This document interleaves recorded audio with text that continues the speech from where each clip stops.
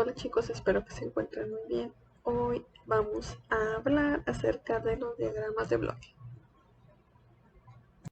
¿Y qué son los diagramas de bloque? Los diagramas de bloque son una representación gráfica del proceso de elaboración de un producto, en el cual se representa cada una de las operaciones en diferentes recuadros. El diagrama de bloque es una representación gráfica que nos sirve para expresar cada una de las etapas del proceso de elaboración de algún producto y nos sirve, por ejemplo, en una industria para saber qué etapa sigue o qué proceso sigue después de aplicar mis operaciones preliminares, después de haber seleccionado mi materia prima, qué proceso sigue después de uno. Por ejemplo, si voy a triturar antes de evaporar o si voy a evaporar antes de triturar, etc. En la industria son muy usuales o son muy utilizados, ya que esto nos sirve para saber rápidamente o identificar cada una de las etapas. Si nosotros no tuviéramos un diagrama de bloques o un diagrama de nuestro proceso, si ocurriera algún error o un cambio a lo mejor en un parámetro del proceso, no tendríamos cómo identificarlo rápidamente. Entonces, si nosotros tenemos un diagrama ya establecido, qué temperaturas se van a manejar, qué tipo de almacenamiento se va a manejar para nuestras materias primas, qué se le va a realizar a cada materia prima y cómo se va a procesar esa materia prima, cómo lo vamos a envasar, en qué lo vamos a envasar, pues sabremos rápidamente cómo resolver algunos problemas tal vez que puedan ocurrir dentro del proceso o saber exactamente qué temperaturas vamos a aplicar, qué procesos vamos a aplicar. Y así evita confusiones, sobre todo para las personas que van ingresando a la empresa que no tienen tanto manejo en ese tipo de procesos. Y pues rápidamente podemos identificar cada una de las etapas, cada uno de los controles que debemos de tener dentro del proceso. Y obviamente esto se escribe detalladamente, sin decir literalmente con escritura que se tiene que triturar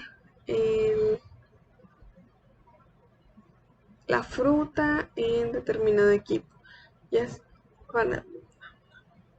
sin decir detalladamente que se va a hacer. Solamente se menciona el proceso, solamente se menciona parámetros de control, que pueden ser temperaturas, pueden ser tiempos, puede ser alguna concentración de algo, por ejemplo, concentración de azúcar, etc.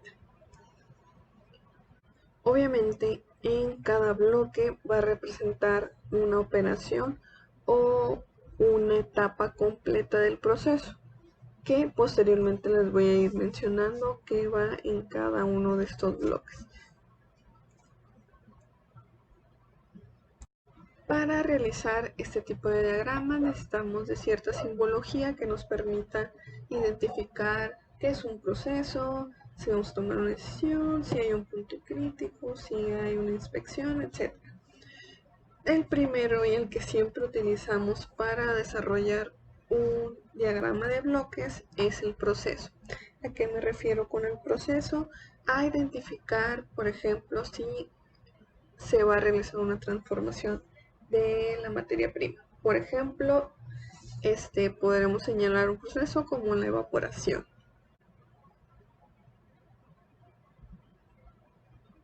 Podríamos señalarlo un proceso, la molienda o trituración. Podríamos señalar otro proceso como el enfriamiento. Podríamos señalar en el caso de que se desee producir cristales, como lo es en la elaboración de helados. También podríamos señalar como proceso la adición de a lo mejor un aditivo o la mezcla, que en este caso sería mezcla, etc. Entonces, cada uno de los procesos que se vayan realizando en la fabricación de un producto se van a señalar con un rectángulo, ya sea evaporación, ya sea mezclado, ya sea triturado, producir cristalización a través del congelamiento, etc.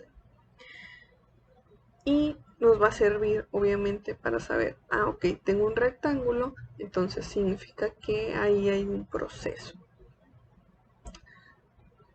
Y ese proceso pues involucra una transformación de mi materia prima, y cada uno de esos procesos va a ayudar a que yo obtenga mi producto terminado. También dentro de la simbología está señalado un rombo que nos ayuda a tomar decisiones. ¿Qué me refiero a tomar decisiones? A qué pasaría si yo cumplo o no cumplo ciertas características.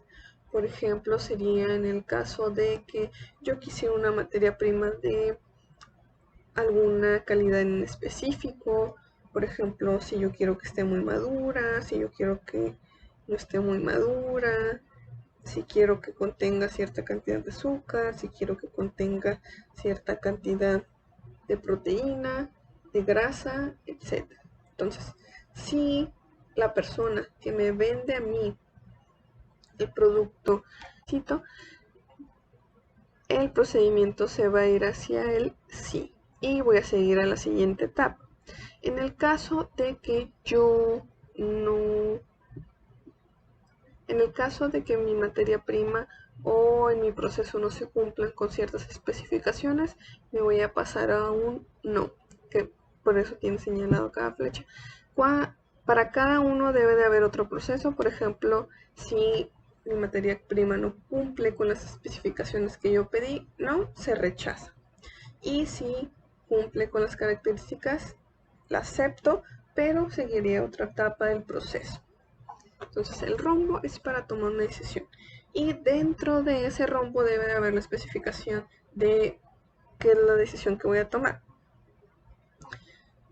Por ejemplo, si es para una materia prima, si cumple con las características, sería alguna de las preguntas que puedo colocar dentro de mi rombo para tomar mi decisión. El triángulo invertido significa almacenamiento. Recordemos que cuando yo selecciono mi materia prima debo colocar ese producto en almacenamiento. Entonces ahí debo especificar en ese rombo qué tipo de almacenamiento voy a colocar. Si va a ser un almacenamiento a una temperatura de refrigeración, si va a ser una temperatura elevada, si va a ser en bodega con humedad específica, si va a ser una bodega con humedad en específico, si no ocupa humedad, etc. Recordemos que dentro de nuestras materias primas vamos a manejar productos frescos y productos en seco, entonces no se pueden almacenar en la misma condición. ¿Y cómo lo vamos a representar? Con el triángulo invertido. El triángulo en posición normal simboliza mis puntos de control o mis parámetros de control. ¿Qué significa esto? Significa que ahí vamos a señalar cuáles van a ser nuestros parámetros de control. ¿A qué me refiero con un parámetro de control? Aquella medición que me sirva para verificar una condición. Por ejemplo, un parámetro de control sería mi almacenamiento. ¿Y por qué lo pongo como un parámetro de control? Porque si yo no almaceno adecuadamente mis productos secos o mis productos frescos, puede ocurrir una contaminación o pueden surgir cambios que yo no deseo en mi materia prima. Entonces, al ser un punto tan específico como son las temperaturas de almacenamiento y la humedad, se convierten en mi punto de control. Y los puntos de control nos sirven para manejar ciertas condiciones Y un punto de control es aquel punto en el que si pudiera fallar o fallara, podría ocasionar daño a mi proceso o a mi materia prima en este caso. El punto de control lo puedo aplicar de diferentes fases, puede ser en mis materias primas, puede ser en mi proceso y puede ser en mi almacenamiento de mi producto terminado, en mi etiquetado, puede ser en el transporte, etc. Yeah. Pero el punto de control, recuerden, debe siempre estar enfocado a que no vaya a ocurrir una falla que involucre algún tipo de contaminación o algún cambio radical en mi producto. La inspección se representa con un cuadrado. Ese cuadrado simboliza la inspección. ¿A qué me refiero con inspección? A todos los análisis que yo le voy a realizar a mi producto. Por ejemplo, pueden ser análisis bromatológicos o físico-químicos, organolépticos y al proveedor. Los análisis bromatológicos, físicos o químicos nos hace referencia a el análisis que yo le debo realizar a mi materia prima antes de aceptarla.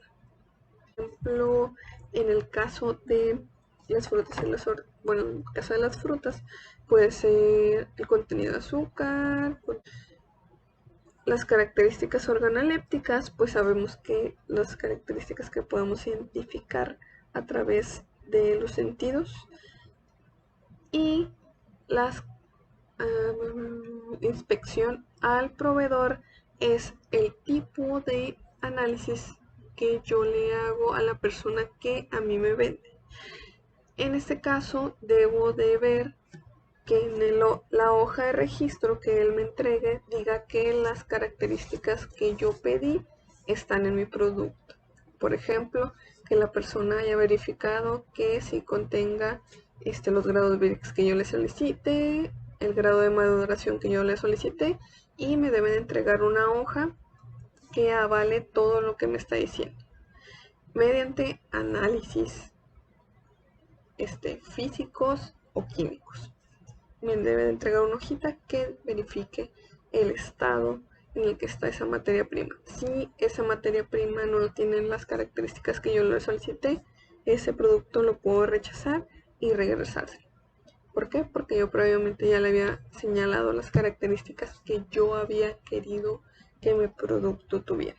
Entonces, en ese caso, debo de verificar que esté todo on point, que la persona que me vaya a proveer de mis materias primas cumpla con las características que yo le solicité. Por consiguiente, sigue el conector. El conector solamente nos sirve para las fases donde ya no quepa en mi bloque, ya no quepa mi proceso de forma lineal o de forma ascendente, y lo coloco y le coloco algún señalamiento, por ejemplo una letra, un número, que generalmente se utilizan letras para no revolver con los parámetros o los puntos de control. Y por ejemplo puedo colocar una A, y arriba, antes de seguir con mi proceso, puedo colocar una A para saber que continúa mi proceso. Y sirve para que no se pierda la continuidad del proceso y sepamos identificar dónde sigue nuestro proceso o qué es lo que sigue en nuestro proceso. Otra de la simbología que se utiliza en los diagramas de bloques es la demora. En muchos procesos que son muy extensos se utiliza esta demora, ya que involucra muchísimo tiempo para ser llevados a cabo e involucra mucho tiempo. Entonces, todos los procesos que involucren mucho tiempo deben de tener esta simbología, ya que si no lo señalamos, y por ejemplo se necesita muchas horas para que el proceso se lleve a cabo, entonces para procesos que tengan un tiempo muy prolongado en la elaboración se coloca la demora. También una cosa muy importante son las líneas o las flechas que se utilizan en el proceso. Por ejemplo, las líneas, que son flechas delgadas, se utilizan para saber cuál es el seguimiento del proceso. Si va de forma descendente, si va de forma lateral o si va hacia arriba, ascendente. Entonces, esas líneas nos sirven para saber cómo se va comunicando o cómo se va entrelazando cada uno de los procesos. Por ejemplo, a lo mejor tengo un proceso y después tengo la siguiente, coloco una flecha y después coloco una demora, que sería un proceso que involucra muchísimo tiempo, y le coloco otra línea y después coloco una inspección, por ejemplo.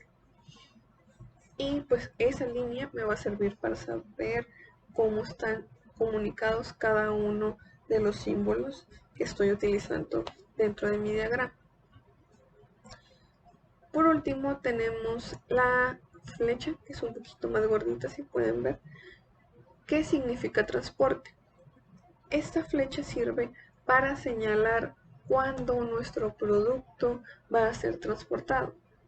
Muchas veces en algunos diagramas lo utilizan también para señalar que el producto o el proceso no es continuo y que ese producto semi-terminado se va a transportar o se va a llevar de un equipo a otro. Entonces podría utilizarse para eso, pero también se utiliza para aquellos procesos. Se utiliza para señalar cuando el producto ya va a salir de la empresa y que va a ser llevado a ser distribuido en otras tiendas. Recordemos que nuestro diagrama de bloques se desarrolla por pequeñas secciones que simbolizan cada uno de los procesos que se llevan a cabo o cada una de las etapas de nuestro proceso. Entonces, un diagrama de bloque convencional que se utiliza mucho en la industria para desarrollarlo es de este tipo, en el cual tenemos 4 bloques que simbolizan cada una de las etapas de nuestro proceso. Tenemos primeramente la selección de la materia prima, que aquí es donde vamos a colocar cada una de nuestras materias primas con los respectivos análisis que le vamos a desarrollar, ya sean la inspección bromatológica, inspección al proveedor, inspección organoléptica y el tipo de almacenamiento que vamos a colocar. Para ello pues, se va a colocar con cada una de las simbologías antes mencionadas.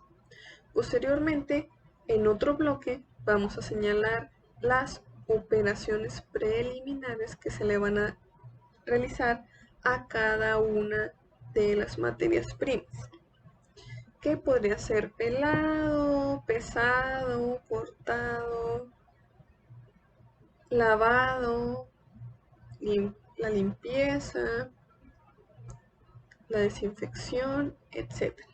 Todas las operaciones preliminares que le vayamos a realizar a nuestras materias primas, y recordemos que siempre van antes de nuestro proceso, ¿okay? Y que nos van a ayudar a tener un proceso más fácil.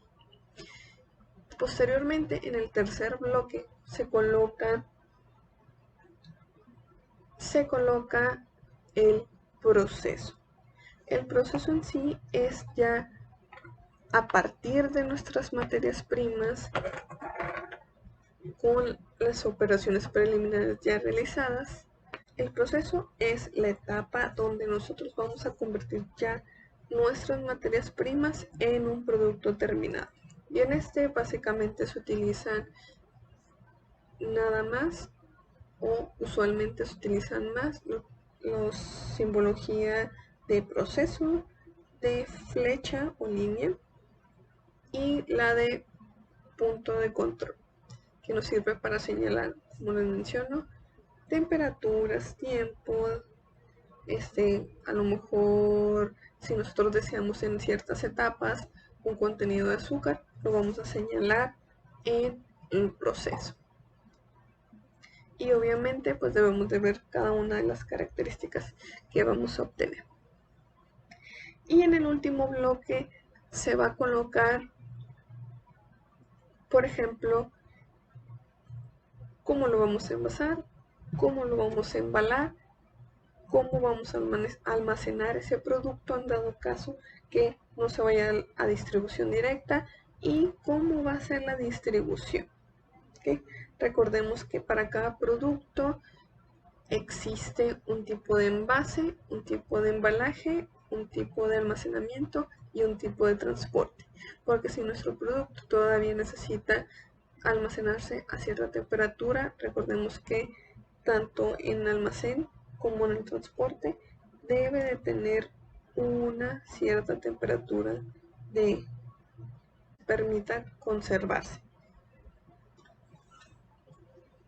Entonces, estos serían los 4 bloques esenciales para elaborar un diagrama esencial para un producto, y debe de incluir todos esos bloques.